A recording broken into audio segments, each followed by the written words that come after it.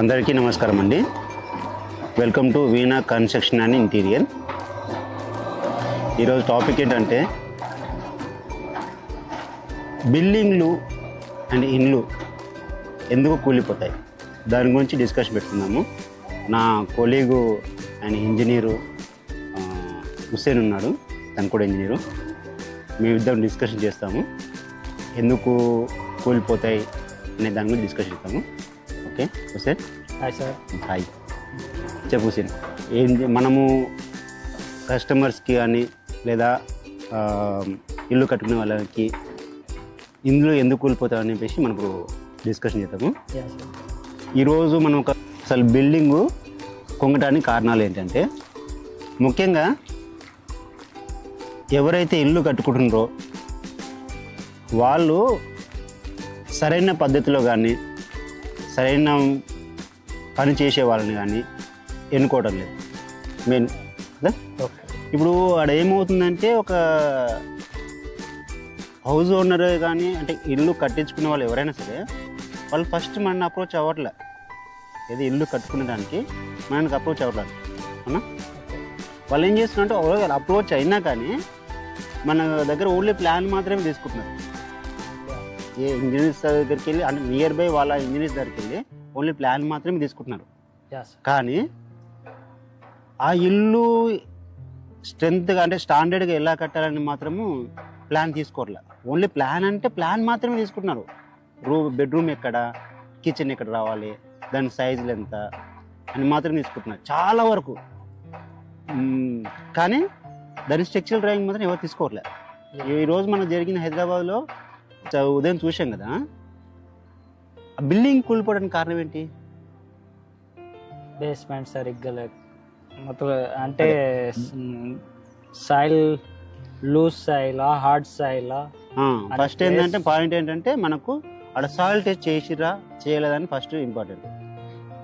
Soil test report వస్తే దాని ప్రకారం ఒక ఇంజనీర్ అనేవాడు ఖచ్చితంగా దానికి సంబంధించినంతగా స్ట్రెంత్ ఇచ్చేవాడు బిల్డింగ్కి. సెకండ్ పాయింట్ వచ్చేసి దాని సెట్ బ్యాక్స్ లేవన్నారు. న్యూస్లో మనం చదివాము, సెట్ బ్యాక్స్ లేవన్నారు. తర్వాత 4 ఫ్లోర్లు బిల్డింగ్ కట్టాడు. అది సైజు మ్యాటర్, ఎంత సైజు కట్టాడని మ్యాటర్ కాదు, బట్ ఏంటంటే 4 ఫ్లోర్లు కట్టాడు. దానికి తగ్గ స్ట్రెంత్ తీసుకున్నాడా లేదా అని ముఖ్యం కదా.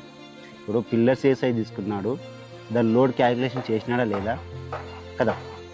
మనకు లోడ్ క్యాలిక్యులేషన్ అనేది ఖచ్చితంగా తీసుకోవాలండి.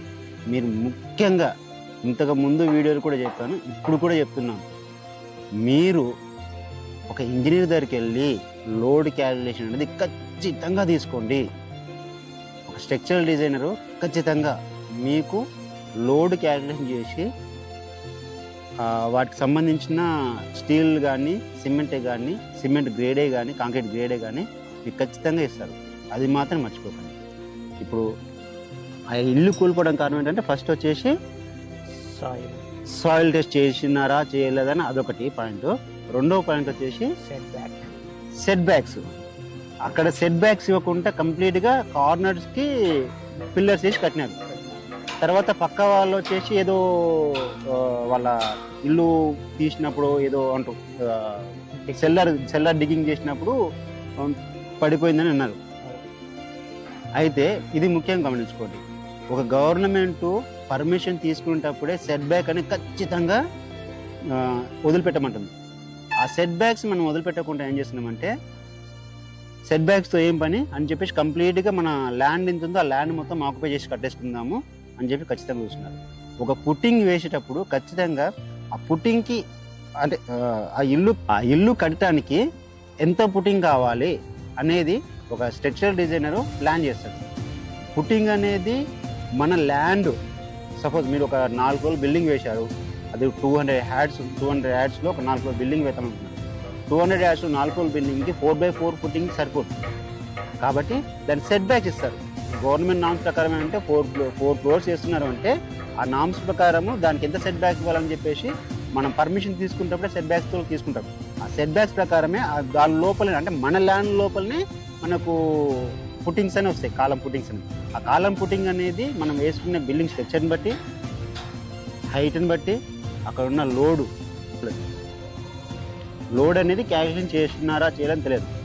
బట్ నేను అనుకుంటున్నానంటే ఆ బిల్డింగ్ కట్టిన వాళ్ళు వచ్చేసి బిల్డర్స్ కానీ లేదంటే మేస్త్రీలు కానీ మాత్రం కట్టేసి ఉంటారు కదా. ఇంజనీర్ ఆధ్వర్యంలో అయితే నాకు తెలిసి జరగలేదు.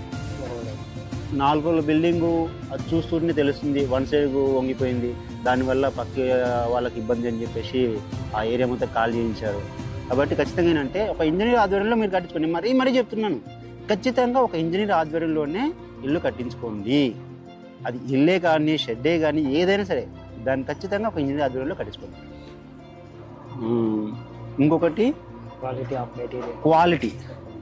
మీరు కట్టించుకునేటప్పుడు ఎవరు క్వాలిటీ చూడలేదు. బిల్డర్ మీదనో మేస్త్రి మీదనో ఇంజనీర్ మీదనో వదిలేసి వెళ్ళిపోతున్నారు. కానీ మీరు కూడా, ఎందుకంటే అది మీ ఆస్తి, మీరు ఉంటున్నారు ఆ ఇంట్లో కానీ ఆ వర్క్ ప్లేస్లో కానీ మీరు కన్స్ట్రక్షన్ చేసుకునే ప్లేస్లో మీరు ఉంటున్నారు. మీ సేఫ్టీ కూడా మీరు చూసుకోండి. మేము చెప్తున్నాము అంటే అది మేము చెప్పేది మేము వాడుతున్నామా లేదని కూడా మీరు ఖచ్చితంగా అది గమనించుకోవాల్సి వస్తుంది. ఎలా సార్ కస్టమర్ మన దగ్గరికి వచ్చి మనకు స్టాండర్డ్ ఇల్లు కట్టుకోవాలి, మాకు దృఢంగా ఉండాలి అని చెప్పి మనతో ప్లాన్ వేయించుకొని ప్లాన్ ప్రకారంగా కట్టించుకోవాలని చెప్పి మనతో ప్లాన్ వేయించుకొని వెళ్తారు. మరి ఎందుకు సార్ క్వాలిటీ మిస్ అవుతుంది అక్కడ? ఇక్కడ ఏమవుతుందంటే వాళ్ళ బడ్జెట్, ఒక ఇంజనీర్ దగ్గరికి వచ్చిన తర్వాత వాళ్ళ బడ్జెట్ అడగట్లే.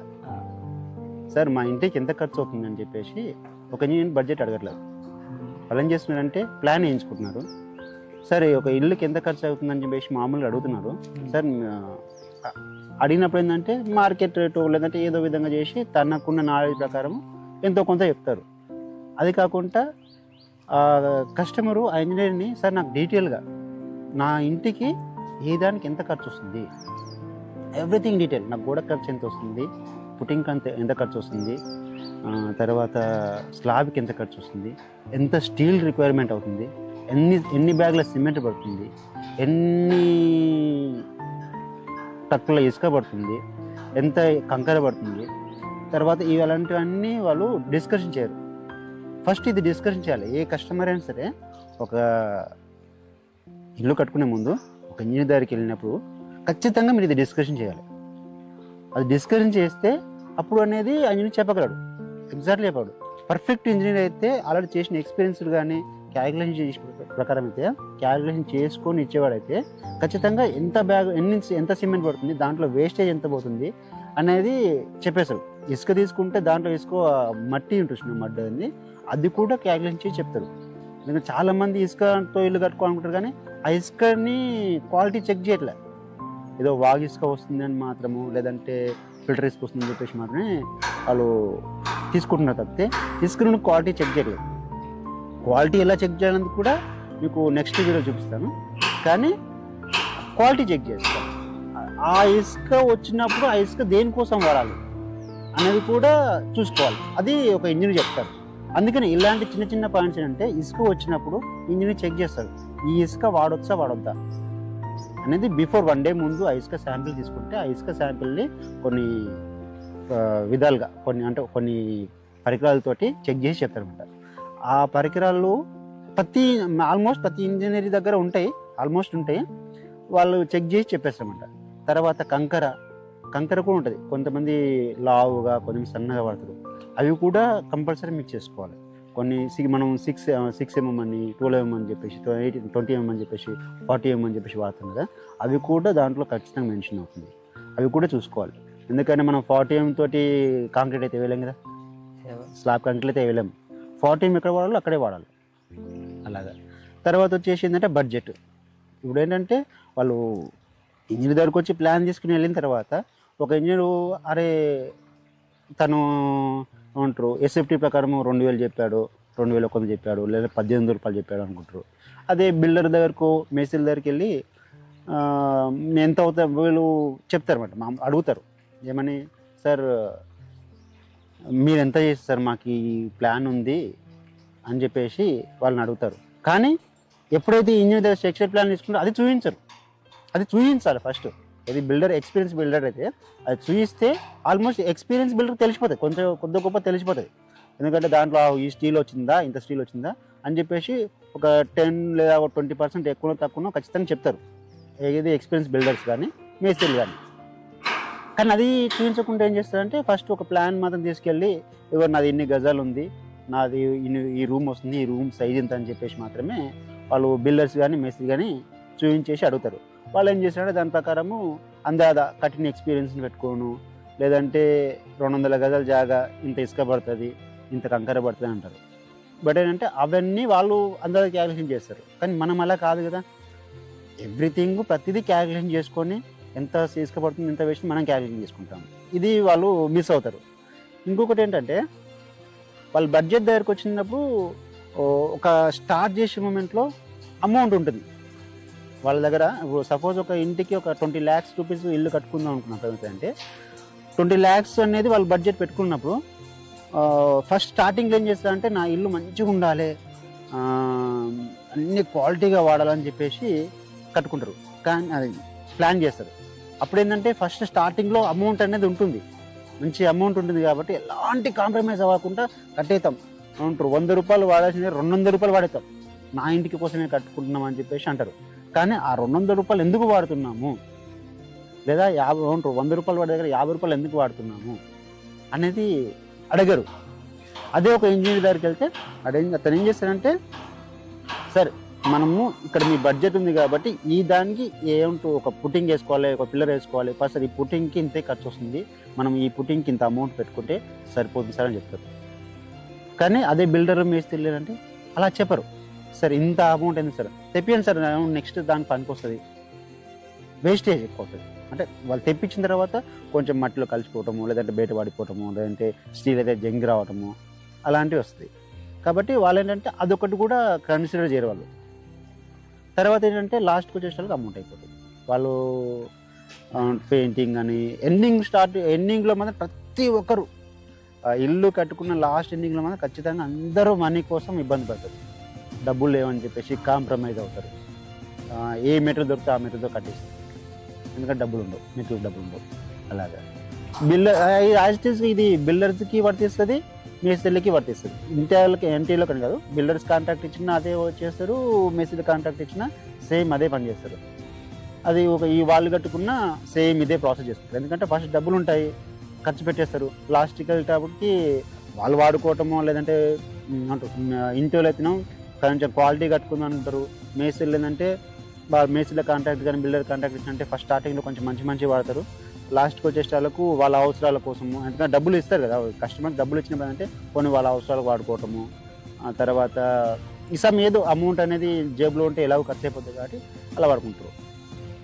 దానికనేది వాళ్ళు ఇంకా కొంతమంది ఉంటారు కాబట్టి మనం చెప్పలేము. బట్ ఏంటంటే క్వాలిటీగా అనేది కొంచెం చేసుకోవడం ఇబ్బంది అనమాట. స్టార్టింగ్లో డబ్బులు ఉన్నప్పుడు ఏమంటారు పెట్టేసుకుంటూ వెళ్ళిపోతారు, లాస్ట్ కూడా డబ్బులు ఉండవు. కానీ ముఖ్యంగా ఏంటంటే వీళ్ళు చేయాల్సింది అంటే ఫస్ట్ బేసిక్గా నిన్న ఒక వీడియోలో కూడా చెప్పాను, దానిలో ఏంటంటే బేసిక్ అనేది వీళ్ళు పాటించట్లే. మనం పుట్టింగ్స్ దగ్గర కానీ కాళ్ళ దగ్గర కానీ స్లాబ్ల దగ్గర కానీ ఇవి మెయిన్ అంతగా పట్టించుకోవట్లేదు. ఖచ్చితంగా చూడాల్సింది ఇవి మాత్రమే. ఎందుకంటే మన పుట్టింగ్ అనేది గట్టిగా ఉండి, కాళ్ళ అనేది గట్టిగా ఉండి, స్లాబ్ అనేది గట్టిగా ఉంటేనే కదా ఏదనేది నువ్వు గోడలు కట్టుకుంటున్నావా లేదంటే తడకలు వేసుకుంటున్నామా ఇంకేదన్నా కట్టుకుంటున్నామా అనేది తర్వాత అది అంతా అందం కోసం అనేది మనం డిజైన్ చేసుకుంటాం. ఎలివేషన్ కానీ తర్వాత గోడలే కానీ మనం నచ్చినట్టుగా మనం కట్టుకుంటాం. కానీ ఖచ్చితంగా చేయాల్సింది ఏంటి, పుట్టింగ్స్, కాలాలు, స్లాబ్, అది కూడా ఎన్ని ఫ్లోర్లు వేసుకుంటున్నాం అనేది కూడా ముందే చెప్పాలి. ఇప్పుడు కస్టమర్ వచ్చేసి సార్ నేను ఒక ఇల్లు కట్టుకోవాలనుకున్నాను, నాకు ఒక గ్రౌండ్ ఫ్లోర్ ప్లాన్ ఇవ్వండి సార్ అంటారు. గ్రౌండ్ ఫ్లోర్ ప్లాన్ ఇస్తారు. కానీ ముందే నాకు తెలిసి ఏదైనా ఒక ఇంజనీర్ అయితే ఫ్యూచర్లో మేము ఏమన్నా ఇల్లు ఇంకా అంటే ఎక్స్టెన్షన్ ఏమైనా చేసుకోవాలనుకుంటారా, ఎక్స్టెన్షన్ ఏమైనా చేసుకోవాలనుకుంటే ఎక్స్టెన్షన్ కోసం కూడా దాని ముందే ప్లాన్ చేసేస్తారు. అది ప్లాన్ చేసుకుంటే బాగుంటుంది. అంటే ఇప్పుడు గ్రౌండ్ ఫ్లోర్ ఒకటి కట్టుకోవాలనుకున్నప్పుడు ఏంటంటే అతని స్తోమత అంటే ఫ్యూచర్లో నాకు బిజినెస్ ఉంది కొంచెం పెంచుకుంటాను, నెక్స్ట్ ఇంకో 2 ఫ్లోర్లు వేసుకుంటాను, రెంట్ వస్తాయి, రెంట్స్ కోసం అని చెప్పేసి ఇంకో 2 ఫ్లోర్లు వేసుకుంటాను అనుకున్నప్పుడు మొత్తం మీద ఒక 4 ఫ్లోర్లు అలా ప్లాన్ చేసినప్పుడు కూడా దాని ప్రకారమే ముందే ప్లాన్ చేసుకోవాలి. ఇప్పుడు నేను గ్రౌండ్ ఫ్లోర్ ప్లాన్ తీసేసుకొని ఉంటారు, నేను తక్కువ మెటీరియల్ అంటే నాకు చాలు అనుకున్నప్పుడు మళ్ళీ తీసి దానిపైన 4 ఫ్లోర్లు 3 ఫ్లోర్లు వేసినాను అనుకో, అప్పుడు ఏమవుతుంది, స్ట్రెంత్ తగ్గిపోతుంది. సో వాళ్ళు ఇచ్చింది G+1కో గ్రౌండ్ ఫ్లోర్కో ప్లాన్ ఇచ్చాడు. మాకు G+1కి ప్లాన్ ఇచ్చినప్పుడు నువ్వు తీసుకెళ్ళి G+4 G+5 వేస్తే ఇట్లాగా కాదు కదా, దానికి వర్కౌట్ అవుతుందా? కాదు. బట్ ఏంటంటే అది కూడా చూసుకోవాలి, ఇది చూసుకోరు. ఇల్లు కట్టాం కదా, మొన్న కట్టి 5 సంవత్సరాలు అవుతుంది కదా, 6 సంవత్సరాలు అవుతుంది కదా, ఇంకో 2 ఫ్లోర్లు వేసుకోవచ్చు. కానీ వీళ్ళంతటికి వీళ్ళు నిర్ణయాలు తీసుకుంటారు. ఎప్పుడైనా సరే మనం ఒక ఇల్లు కట్టుకుంటప్పుడు ఏంటంటే స్ట్రక్చరల్ డ్రాయింగ్ ఉంది అంటే ఆ స్ట్రక్చరల్ డ్రాయింగ్ అనేది మీరు ఎప్పుడు పెట్టుకోవాలి. ఎందుకంటే మన ఆస్తి పేపర్లు ఎలాగ ఉంటాయో ఈ స్ట్రక్చరల్ డ్రాయింగ్ అనేది కూడా ఖచ్చితంగా పెట్టుకోవాలి. తర్వాత ఇంజనీర్లు డీటెయిల్ షీట్ ఇస్తారు, ఎంత వాడాము, ఎంత సిమెంట్ వాడాము, క్వాంటిటీ వైజ్ ఇస్తారు. ఆ క్వాంటిటీ షీట్ కూడా ఒక ఆస్తి పేపర్లు ఎలా ఉంటో అలా ఖచ్చితంగా వీళ్ళు మెయింటైన్ చేయాలి. అది చేస్తేనే ఆ దాన్ని బట్టి మనం డిసైడ్ చేస్తాం ఏది ఎన్ని ఫ్లోర్లు వేసుకోవాలి, అది కట్టాలన్నా వద్దా, ఎన్ని సంవత్సరాలు అయింది, దాన్ని బట్టి అడిషనల్ ఫ్లోర్స్ వేసుకోవడానికి కూడా కారణాలు ఉంటాయి. ఇవన్నీ చూసుకుంటేనే బిల్డింగ్ అనేది లైఫ్ ఉంటుంది. ముఖ్యంగా ఇది ఎవరు కన్సిడర్ చేయరు. కాబట్టి ఇవన్నీ కొంచెం చిన్న చిన్న పాయింట్స్ అందరూ మిస్ చేసుకుంటారు. ఇది మీకు అర్థమైంది అనుకుంటాను. ఖచ్చితంగా మీరు ఇల్లు కట్టుకునేటప్పుడు మాత్రం ఒక ఇంజనీర్ని ఆధ్వర్యంలో పెట్టుకొని ఆ ఇంజనీర్ని కలిసిన తర్వాత కూడా ప్లాన్ వేయించుకున్న తర్వాత కూడా స్ట్రక్చరల్ డ్రాయింగ్ అనేది ఖచ్చితంగా వేయించుకోండి. స్ట్రక్చరల్ డ్రాయింగ్ వేయించుకుంటే మనకు ఆ స్టీలు, సిమెంటు, కాంక్రీటు ఏదైనా సరే ఎంత వాడాలని చెప్పేసి ఆల్మోస్ట్ ఇస్తారు, అందరూ ఇస్తారు. కాబట్టి మీరు ఖచ్చితంగా స్ట్రక్చరల్ డ్రాయింగ్ వేయించుకోండి. ఆ వేయించుకున్న డ్రాయింగ్ పడేయకండి. ఖచ్చితంగా దాన్ని మీ ఇల్లు ఉన్నంత వరకు, మీరు మళ్ళీ ఆ ఇల్లు కూలగొట్టేంత వరకు అది ఖచ్చితంగా మెయింటైన్ చేయండి. అది చాలామంది అంటే ఇల్లు కట్టేసిన అది అయిపోయింది పడేసేస్తారు. అది ఖచ్చితంగా మెయింటైన్ చేయాలి. ఎందుకంటే ఒక ఆస్తి పేపర్ లాగానో అది కూడా అంతే. ఎందుకంటే నువ్వు ఫ్యూచర్లో ఇంకో ఫ్లోర్ వేసుకోవాలంటే అది దాంతోనే. ఇప్పుడు నువ్వు స్ట్రక్చరల్ డ్రాయింగ్ ఉంటే ఏ స్టీల్ వాడాము, ఏ గ్రేడ్ వాడాము అని చెప్పేసి క్లియర్గా ఉంటుంది. దాన్ని బట్టి నెక్స్ట్ ఫ్లోర్ ఎంత వేసుకోవాలి, ఎన్ని ఫ్లోర్లు వేసుకోవాలని చెప్పేసి దీని ప్రకారమే ప్లాన్ చేస్తారు. అది ప్లాన్ చేసుకుంటే బాగుంటుంది. మీరు ఖచ్చితంగా అది గుర్తుపెట్టు. ఇంకొకటి ఏంటంటే ఇవన్నీ పాటిస్తేనే మనం బిల్డింగ్ లైఫ్ ఉంటుంది. ఇవన్నీ పాటించుకుంటూ మనం ఇల్లు కట్టుకుంటేనే లైఫ్ అనేది ఖచ్చితంగా ఉంటుంది. కాబట్టి మీరు జాగ్రత్తగా ఇల్లు చూసి కట్టుకోవాలని నేను ఆశిస్తున్నాను. మీకు ఏదైనా డౌట్స్ ఉంటే ఖచ్చితంగా మా వీడియో కింద కామెంట్స్ రూపంలో మీరు నన్ను అడగవచ్చు. నేను ఖచ్చితంగా మీకు ఆన్సర్ ఇస్తాను. ప్రతి కామెంట్కి నేను రిప్లై ఖచ్చితంగా ఇస్తాను. లేదా ఆ కామెంట్కి తగ్గ ఒక వీడియోనైనా చేసి మీకు చూపిస్తాను. థ్యాంక్ యూ అండి. మీరు ఖచ్చితంగా కామెంట్ చేయండి. ఇలాంటి విషయాలు ప్రతి ఒక్కరికి షేర్ చేయండి. ఎందుకంటే నేను సబ్స్క్రైబ్లు అడగను. సబ్స్క్రైబ్ మనకు వద్దు. అది వాళ్ళకు వీడియో నచ్చితే వాళ్ళు సబ్స్క్రైబ్ చేసుకుంటారు. బట్ ఏంటంటే నాలెడ్జ్ అనేది అందరికి తెలియాలి. కాబట్టి మీరందరూ ఖచ్చితంగా వీడియోని అందరికి షేర్ చేయండి. కామెంట్స్, మీకున్న డౌట్స్ కామెంట్స్ రూపంలో కానీ నెంబర్ ఇస్తాను, ఆ నెంబర్ కానీ ఫోన్ చేసి అడగండి. నమస్కారం.